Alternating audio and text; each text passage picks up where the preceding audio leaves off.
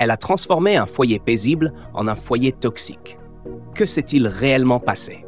Venez avec moi les amis, alors que nous découvrons les secrets cachés derrière ce film. Salut les amis, bienvenue dans un nouvel épisode de notre film fascinant du jour où nous vous apportons les dernières nouvelles sur vos actrices et acteurs préférés. Mais avant de commencer, pourquoi ne pas cliquer sur le bouton s'abonner pour recevoir plus d'informations sur notre prochain film incroyable? L'histoire commence dans la ville animée de Lagos, avec un très bel homme nommé Lota et sa magnifique épouse Nena. Nena, qui est enceinte, se tient devant un miroir, observant à quel point son corps a changé. Mais son mari ne cesse de la complimenter, l'appelant par de jolis surnoms pour qu'elle ne se sente pas mal dans sa peau. Il lui promet même de l'aider à défaire ses cheveux. Quelques minutes plus tard, ils sont tous les deux dans la cour, et Lota aide sa femme à défaire ses cheveux tout en la complimentant. Ils discutent joyeusement pendant qu'il s'occupe de ses cheveux. Le lendemain, Lota et sa femme vont voir le médecin. Le docteur conseille à Nena de se reposer souvent, car sa tension artérielle est un peu élevée. Lota supplie alors le docteur de parler à sa femme, car elle aime vraiment travailler. Après une petite discussion, ils s'en vont. Le matin suivant, Nena se prépare pour aller à son travail quotidien. Une fois prête, elle quitte la maison. Quelques minutes plus tard, elle arrive chez sa patronne, prête à repartir. Elle rappelle à sa patronne son salaire et celle-ci décide de la déposer en voiture. Sur le chemin du retour, elle s'arrête chez son amie pour acheter quelque chose. Elle discute pendant qu'elle est là. Plus tard dans la journée, alors que Lota poursuit ses activités quotidiennes, sa voiture tombe en panne. Il n'a même pas encore eu de passager pour la journée. Il appelle un autre mécanicien, bien qu'il ait déjà réparé la voiture, mais elle tombe quand même en panne. En rentrant à la maison, il trouve sa femme en train de préparer le dîner. Il entre dans la cuisine et ils discutent, puis il va mettre en marche le générateur. Ensuite, ils s'installent pour manger ensemble tout en continuant leur conversation. Ce soir-là, ils sont tous les deux dans le salon.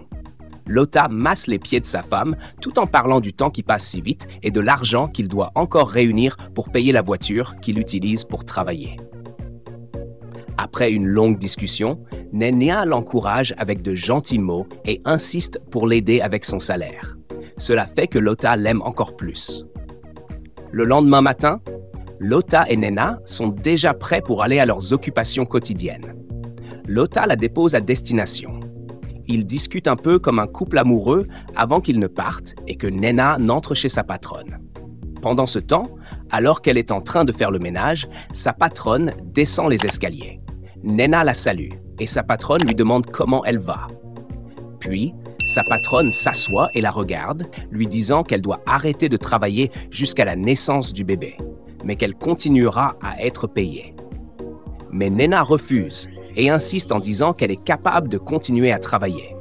Sa patronne pousse un soupir, pas très satisfaite, mais insiste quand même pour qu'elle arrête de travailler à partir du mois prochain. Nena se met alors à genoux pour la remercier. Ce soir-là, pendant qu'ils dorment, la pièce est très chaude parce que Lota n'a pas pu acheter de carburant. Il doit donc l'éventer à la main. Le lendemain matin, Nena se réveille, surprise de voir son mari balayer et même cuisiner pour elle. Elle remercie Dieu pour le bon mari qu'il lui a donné. Plus tard dans la journée, Nena est chez son amie, discutant avec elle de la nuit précédente et de comment son mari l'a éventée pendant qu'elle dormait. Son amie lui conseille alors d'acheter un ventilateur rechargeable, mais c'est trop cher. Pendant qu'elle discute, Boma, la fille de son amie, revient de l'école. Nena l'accueille chaleureusement. Son amie entre alors pour s'occuper de Boma. Le lendemain, Nena était chez sa patronne lorsqu'elle lui demanda ce qu'elle pouvait cuisiner pour elle, puisque la cuisinière n'était pas là. Même si sa patronne refusa et dit qu'elle allait plutôt commander, Nena insista pour cuisiner. Quelques minutes plus tard, elle était déjà dans la cuisine en train de préparer un repas. Ensuite, elle le servit. Une chose était certaine. Sa patronne fut impressionnée par sa performance et, pour cette raison, elle l'employa comme cuisinière après son congé. Nena se mit immédiatement à genoux pour la remercier, puis partit en la laissant profiter de son repas. Ce même jour, Lota et Nena faisaient une promenade tout en discutant de Mama, la mère de Lota, qui viendrait passer quelques jours avec eux. En marchant et en bavardant, elle annonça la bonne nouvelle à son mari. Ensemble, ils louèrent l'enfant à naître, pensant qu'il serait une bénédiction pour eux. Le lendemain matin, alors que Nena préparait le repas, Lotta lui annonça qu'il allait chercher sa mère au garage. Après cela, il partit. Quelques minutes plus tard, la mère de Lotta arriva chez son fils, et Nena, heureuse, alla l'accueillir. Elles s'embrassèrent avec amour. Nena lui dit qu'elle avait préparé son plat préféré, puis alla le lui servir. Ce qui rendit sa belle-mère très heureuse et pleine d'éloges. Ensuite, ils mangèrent tous ensemble pendant que la mère de Lotta continuait de complimenter Nena. Le lendemain matin, alors que Nena balayait, elle sentit une douleur au ventre, mais continua d'ignorer la douleur jusqu'à ce qu'elle s'aggrave. Elle se mit à crier de douleur. Sa belle-mère, inquiète, accourut et constata qu'elle était en travail. Elle appela rapidement Lotta. Quelques minutes plus tard, Lotta était déjà chez le médecin, qui leur expliqua qu'elle devait accoucher par césarienne. Sinon, elle risquait de mourir. Lotta fut très inquiet, se demandant où trouver une telle somme d'argent. De retour dans la salle d'accouchement, Nena souffrait toujours, pendant que Lotta parlait avec sa mère. Cette dernière décida alors de l'aider financièrement avec ce qu'elle avait, même si Lotta n'était pas très à l'aise. Elle insista quand même, puis alla consoler Nena. Quelques heures plus tard, alors que la mère de Lotta priait, il sortit joyeusement pour annoncer la bonne nouvelle. Nena venait de mettre au monde une magnifique petite fille. Ils remercièrent Dieu, se réjouirent et allèrent voir Nena. Cependant, elle était très faible car ce fut une épreuve difficile. Maman, tout excitée, décida de lui préparer une soupe piquante. Lotta l'accompagna pour partager la bonne nouvelle avec leurs voisins qui se joignirent à la célébration. Quelques minutes plus tard, ils revinrent à l'hôpital et trouvèrent l'ami de Nena portant le bébé. Ensuite, Lotta nourrit Nena avec la soupe. 2 jours plus tard, Nena était déjà de retour à la maison avec son bébé qui ne cessait de pleurer. Elle était frustrée. Maman entra et prit le bébé, essayant de lui apprendre la patience. Mais Nena se sentit mal, pensant que son bébé ne l'aimait pas. Le lendemain après-midi, alors que Nena était dans la chambre, elle entendit une voix. Elle se leva rapidement pour voir ce qui se passait. Lotta tentait d'expliquer quelque chose à un homme. Quand Nena comprit la situation, elle supplia l'homme de leur accorder un délai jusqu'au mois prochain, assumant la faute. Après son départ, Lotta tenta de lui expliquer que ce n'était pas sa faute, mais elle se fâcha rapidement. Quelques minutes plus tard, Lotta essaya de discuter avec elle. Mais son attitude fit se demander à Lotta ce qui lui arrivait. Cette nuit-là, Lotta ne put trouver du carburant, donc la chambre était chaude et Nena se plaignit constamment. Le matin suivant, Nena se rendit dans la boutique de son ami, l'air fatigué, et se plaignit. Mais la réponse de son ami la fit se sentir en compétition avec elle, ce qui la mit en colère et elle partit, laissant son ami surprise. Le lendemain, alors que Nena se regardait dans le miroir, sa belle-mère entra pour lui confier le bébé, disant qu'elle voulait aller au marché. Mais Nena insista pour y aller elle-même. Sa belle-mère lui expliqua qu'elle ne pouvait pas laisser son bébé pour aller au marché, puis partit tout en essayant de l'encourager. Cependant, lorsque le bébé se mit à pleurer, Nena, malgré ses efforts, n'arriva pas à l'apaiser. Elle laissa donc le bébé pleurer et alla dormir dans le salon. Un moment plus tard, Maman revint, pensant que Nena avait commencé à apprendre à s'occuper de son enfant, mais découvrit qu'elle l'avait laissé pleurer pendant 1 heure, ce qui rendit la petite fiévreuse. Maman n'était pas contente. Cette nuit-là, Lotta rentra du travail et trouva sa mère inquiète dans le salon. Ils discutèrent du comportement récent de Nena, qu'ils désapprouvaient. Ensuite, Lotta alla dans la chambre, trouva Nena devant le miroir et tenta de la toucher. Elle le repoussa, cherchant à se disputer. Lotta l'ignora et elle sortit. L'après-midi suivant, Maman donna le bébé à Nena, mais elle mit du temps à le prendre, se plaignant que l'enfant ne l'aimait pas et disant à Maman de l'amener au marché. Maman essaya de lui faire comprendre, en vain. Plus tard cette nuit-là, Lotta rentra et sans même lui laisser le temps de se reposer, Nena lui annonça qu'elle reprendrait le travail la semaine suivante. Ils discutèrent, mais elle resta inflexible. Le lendemain matin, Lotta était très agitée. Après quelques conseils de sa mère, Nena décida de prendre son bébé avec elle au travail. Mais Lota n'était toujours pas d'accord.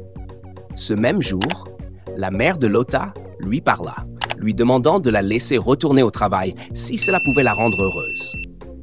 Plus tard, Lota accepta finalement que Nena reprenne le travail, à condition qu'elle emmène leur bébé avec elle, car l'enfant était encore trop jeune pour être séparé de sa mère. Cependant, la réponse qu'il reçut de Nena ne fut pas du tout celle à laquelle il s'attendait. Le lendemain matin, Nena arriva chez sa patronne avec le bébé pour l'informer qu'elle reprendrait le travail. Bien qu'elles aient convenu qu'elle reviendrait après 3 mois, sa patronne n'eut pas d'autre choix que d'accepter sa décision.